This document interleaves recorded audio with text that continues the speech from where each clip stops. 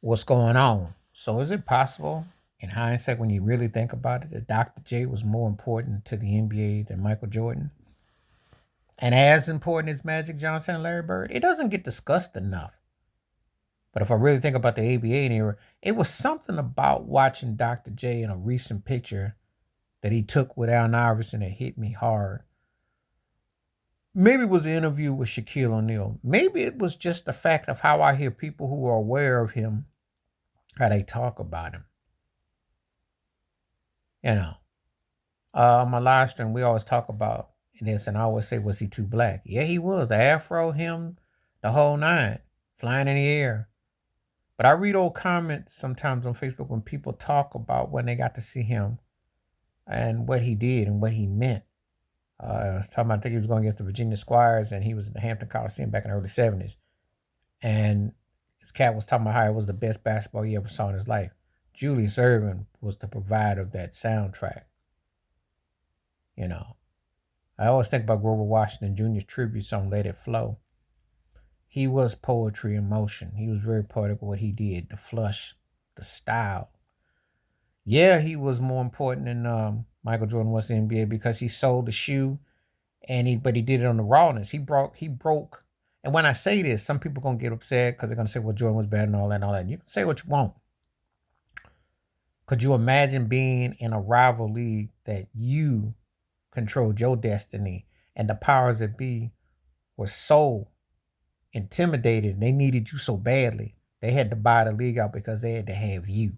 See, the black and white narrative of Bird and Magic sells papers. It's just the lethal weapon, the buddy cop. It sells the papers. It makes the rounds. It makes it feel good story. Doesn't say that a black man was single handedly made the NBA must see TV because they had to have him for the dunk contest. They had to have him. They had to have him. They needed him. You imagine when they were saying the NBA was too black and it was too this, but yet they see this is the slave mindset that be out here now with all these plantations that I speak on. When I talk about the music industries or this and that, when I talk about black people in America, period, they need you. They don't want you, but they need you. But then they downplay when they get someone that they can manipulate with. That's what they, and I hate to say this, but that's kind of, I do understand the tension with the Dr. J to Michael Jordan. I do get it because not only was Dr. J him before him, but he made a social statement by going to the rival league because he could showcase his creativity. Could you imagine black players doing that today? Could you imagine a player having a revolt? What would it have been like if Madu Raul, when he got whiteballed out by David Stern's league, was able to go to an ABA or go to a black league that could rival the NBA, and then he could have probably, I'm not saying he'd have been some people, so Jackson says a precursor to Steph Curry. Could you imagine that being popular? Could you imagine if Madu Raul had been such a precursor that there had been a white version of a Caitlin Clark back in the 90s who was inspired by that? Could you imagine that? But anyway, when I think about that with Dr. J, yeah, his impact is arguably more important than Magic, Birds, and Jordans when you think about the fact that he went to a rival league and they forced the powers that be to buy it. See, don't ever tell me that in America with 3Ks that you can't come up with an idea, something that they can't be have to they have to break it down because they do. They want to have the say that they have it overall. But make no mistake about it, they watching like the streets. They know who the players are. And what happened back then, they'll never let happen again because as you've seen in corporate world with the Walmarts, with the Best Buys, with the Target people buying up all the mom and pop places, and they homogenize everything so you don't really get to see the way it was when everybody had a chance. But Dr. J made a statement.